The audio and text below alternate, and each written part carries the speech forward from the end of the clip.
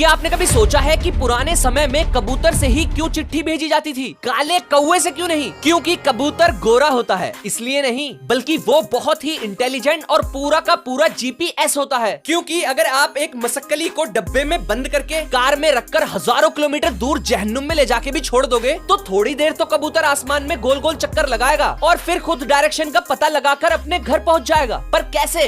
इसका actual reason scientist भी नहीं जानते। बस उनका मानना है कि ये सूरज और अर्थ के मैग्नेटिक फील्ड से शायद अपने घर